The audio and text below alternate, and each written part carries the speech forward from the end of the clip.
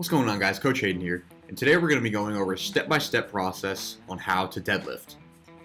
Just like our last video, we'll first be going over the script, form, and most common faults and fixes that you can implement in real time.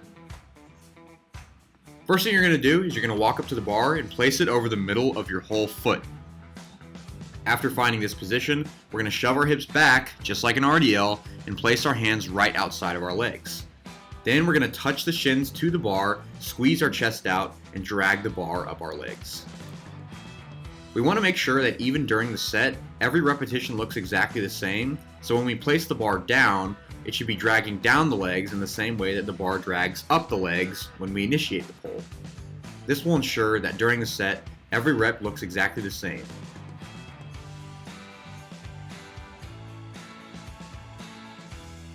First, let's go over the form. In terms of stance, you should be standing somewhere right around shoulder width, if not a little bit narrower. As for how to grip the bar, when you shove your hips back, your hands should go just outside of your legs.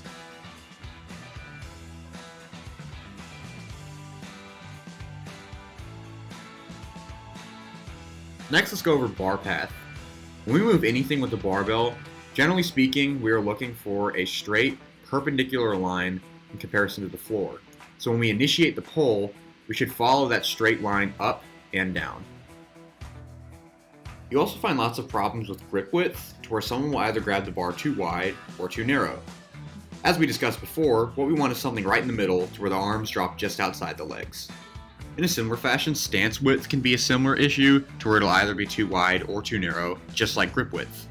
What we want is something right in the middle, to where the arms are just outside of the legs.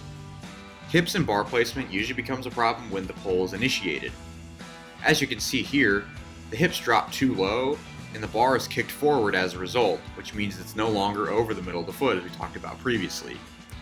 Conversely, we also don't want the bar too close to the toes to where the bar rolls backwards as a result, in which case it's also not over the middle of the foot.